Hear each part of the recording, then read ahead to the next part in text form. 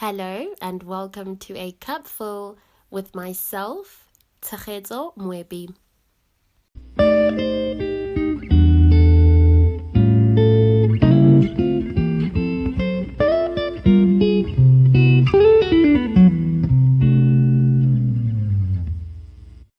Hello and welcome to this week's episode of A Cup Full. Thank you for joining me in this warm and honest space of learning, teaching, growing, healing, and ultimately thriving. I am so happy to be here, for real. I hope you are having a pleasant week thus far and that you are finding your way through the challenges. And even if you aren't, I hope you're being gentle with yourself. And I hope you're also celebrating the wins. I just hope that it's been a week so far. I know it's only Tuesday, but I hope that it's been a week where you've had the opportunity to fill your cup up and just overall take care of your well-being. So this week's episode used to be such an uncomfortable thought for me to have, let alone actually do. I'm talking about starting again and having to figure myself out right from the beginning. Definitely used to be a no-go area for me. A big no, because I used to perceive or understand starting again as failure. It used to mean that I'm completely incapable of doing the things I had committed to, that I wasn't trying hard enough. And these were the very invasive thoughts that I was having, and the misplaced conversations that I was also engaging in with myself. So what changed? Time, my circumstances, and lots of wisdom from people who had gone through choosing to begin again in their lives. And I am so grateful that I was given the opportunity to cross paths with those people, as well as to have had time move and circumstances that encouraged me to begin again. Because I definitely wouldn't be where I am right now if I'd chosen to stay in certain places and chosen to surround myself with certain people. Now, the circumstances were not always gentle, but they were necessary and they moved me in the direction that I needed to move in. Beginning again is not a linear experience, nor is it easy. It's literally like breaking into new shoes or trying something you have never tried before. It also requires commitment and patience, a lot of both of them. It needs you to have faith in yourself and faith that the outcome will be a good one for you. Now, good does not mean smooth or without challenges and as simple as drinking a cup of coffee. Good means you embrace the changes, welcome the lessons, and learn to properly apply them in situations that need you to. It also means accepting that the outcome might not be what you want it to be, but that it will be what it needs to be for you. I struggled with this for such a long time. It means getting uncomfortable with the unknown and allowing your life to move as it should. I also struggled with this. I am the kind of person that likes knowing what's going to happen next. I like it when a plan works out just as I would have wanted it to work out. But life does not work like that. Life is not like a puzzle. You can't just find all the pieces and put them together and everything looks perfect, because puzzles, once the whole puzzle is complete, it looks picture perfect. Life isn't picture perfect. I do believe, however, that your puzzles will properly fit into your life and they will fit into the kind of person that you are. So we all have our own puzzle. We all have our own buildings to build. We all have our own work to do, and it won't be a conventional puzzle that's picture perfect. It's going to have a lot of weird looking pieces in it. You are going to need to figure it out though.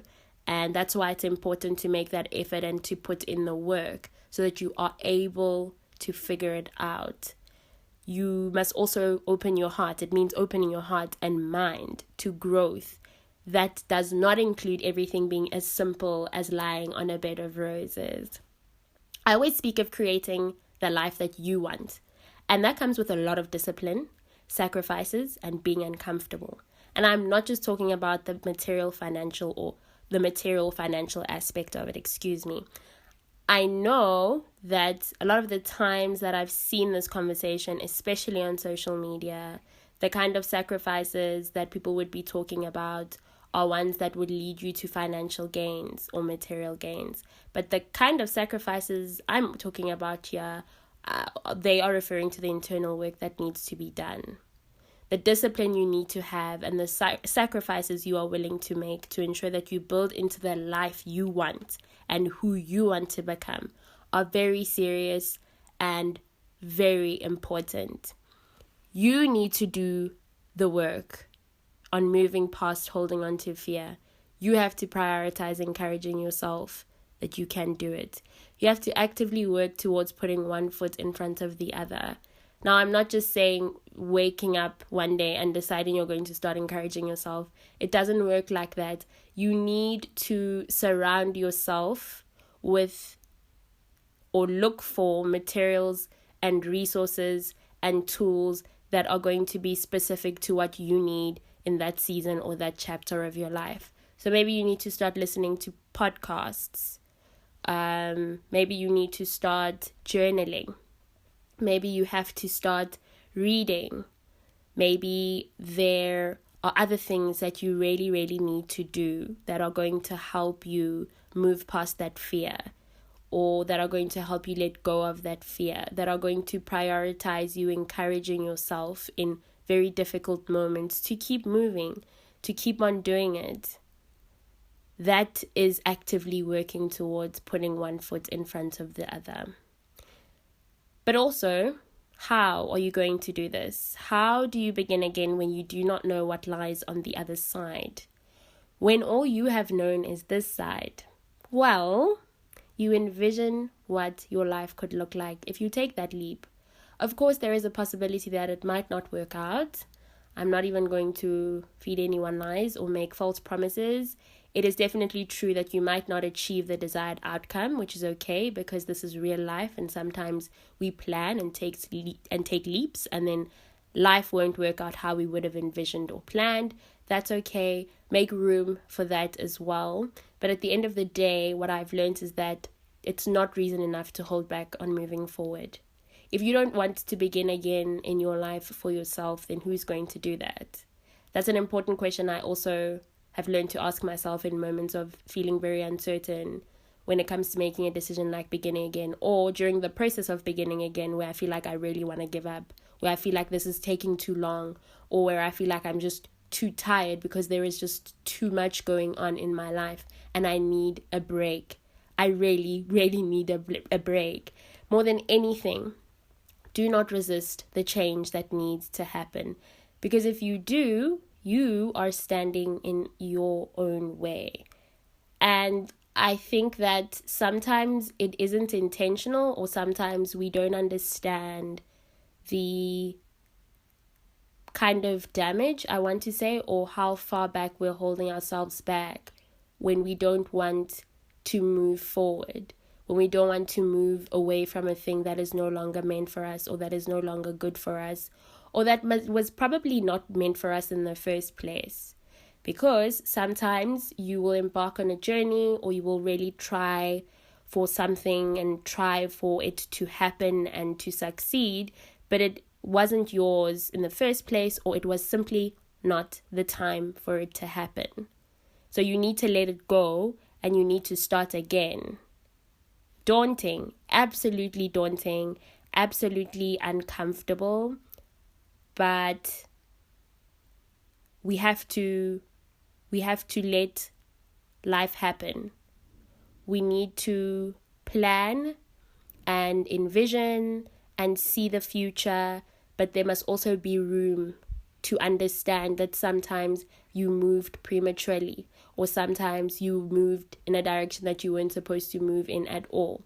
And then work on forgiving ourselves, because that factors into whether or not you're going to choose to do it again. You know what I mean? Whether or not you're going to choose to try and give yourself a chance again. The reality is that we need to want to move towards certain things, such as change. No matter how much uncertainty lies ahead, no matter how little control you have, you need to want to move. No one else can do it for you. No one can force you to do anything that you don't want to do.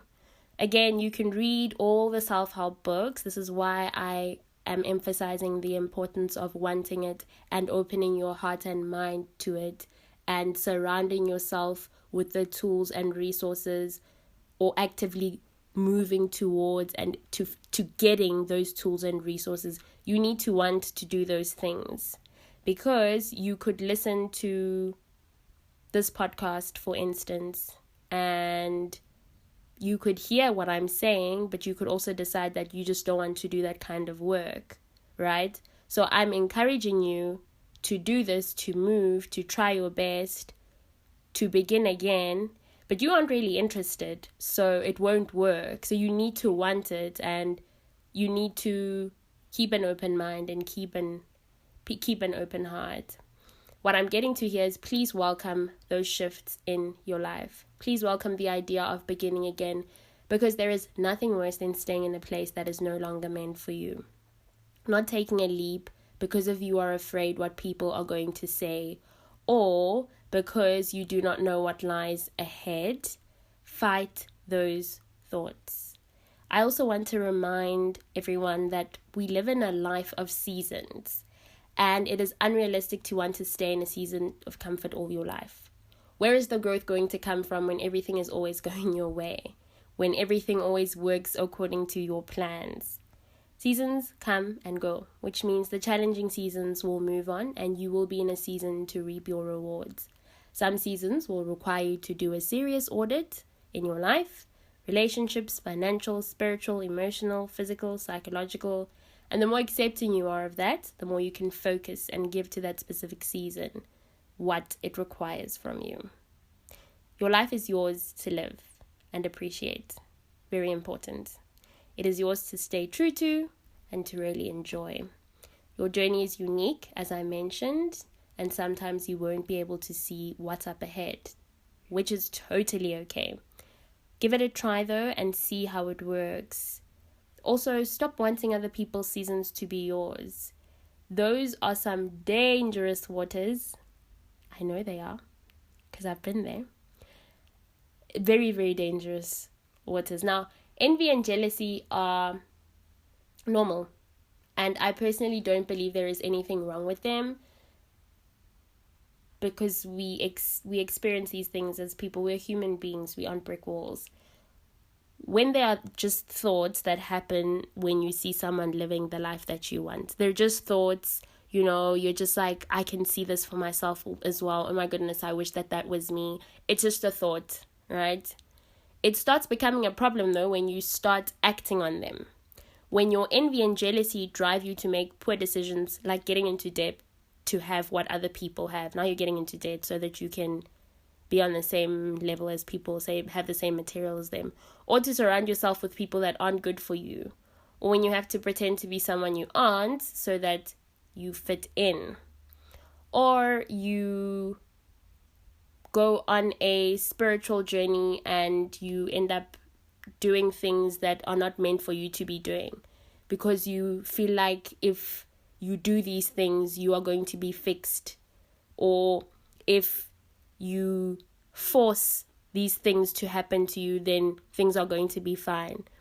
Those aren't your seasons. Leave that and focus on your season. Focus on your path. Focus on making the effort for yourself and stepping into your uncharted waters. We have a lot of uncharted waters as individuals that we need to step in, and we need to allow ourselves to go there. Like I said, listen to podcasts, establish a routine, find new things that will challenge you, find new things that will give you the access to what you are trying to get to. Take the opportunity to start again and start something new. Beginning again will be daunting, but in the same light rewarding. Let go of wanting to be in control of everything or wanting to understand everything. A big part of growth is being able to see and feel when it's time to make certain adjustments. It is knowing that you won't understand everything and that you don't need to. It will possibly be lonely. It also has room for you to invite your community in to support you and to find new places, people, and things to like and love. There's a quote that I really love that speaks about the fact that you haven't met everybody that's going to love you yet. So open yourself up to that. Let your mind go there. You are letting your guard down, and through making that choice, dedicating each and every day to trying your absolute best. Being consistent with trying is more rewarding than anything I have learned. Accepting that no matter how many plans we make and how much of our future we think we can see, life is simply going to work out how it should. That staying true to who we are and dedicating each day to who we are trying to be and the life we want is more than enough. You are on the right track when you make decisions that contribute and will continue to contribute to your growth. It's good that you've made plans, but even if they don't work out, it doesn't mean that it is the end. Let your mind move to a place of clearly this is preparation for more, for bigger, for more than I could have ever imagined. We are all here for a different reason, with a different reason, with different seasons. Your existence cannot only be built on the foundations of waking up, going to work, coming back tired, making dinner, and then going to sleep. The foundations of your life cannot only be built on constantly staying in the same place because that's safer. Welcome the more that life has to offer, even though it's filled with uncertainty.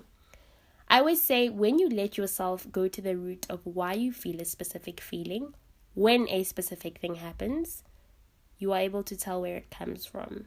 And I call it searching yourself. Search yourself, please. When it is necessary, search yourself so that you know what might be causing you to be afraid or uncertain or uncomfortable. It could be something really small. It could be something really big. It could be somebody's projection onto you. It could be something that happened when you were a kid. It really could also just be all the things that you're consuming on social media. So get to the root of it and then cut it off. Like just delete Twitter or remove people from your For You page.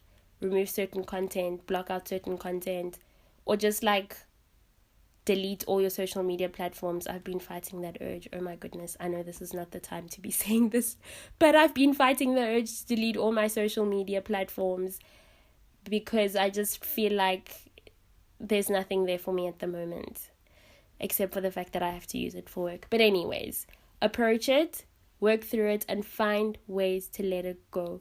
Don't let it further occupy the spaces in your life, so that you have more room to welcome changes, so that they have somewhere to sit and be comfortable for the duration that they need to, for the duration of their stay. I know that's what the focus for the rest of this week will be for me, making healthy and plenty space for the things I need in this season of my life. The peace, contentment, happiness, the joy from beginning again and not looking back. Celebrating that by simply enjoying it and just living in that moment and appreciating that I've come this far. I really hope that the rest of your week is filled with peace and many moments of really living in the moments that have been given to you. I hope you think about whether the place you are in is for you or whether there is a new journey that awaits you that you need to embark on, and figuring out how you're going to do it. Thank you again for joining me. Please don't forget that this podcast is on Apple Podcasts, Spotify, Anchor, Google Podcast, and Amazon Music. Please share this episode and the podcast in general as far and wide as you possibly can. And don't forget to spend the rest of this week taking good care of your well-being. I will catch you all in next week's episode as we continue to fill up our cups some more.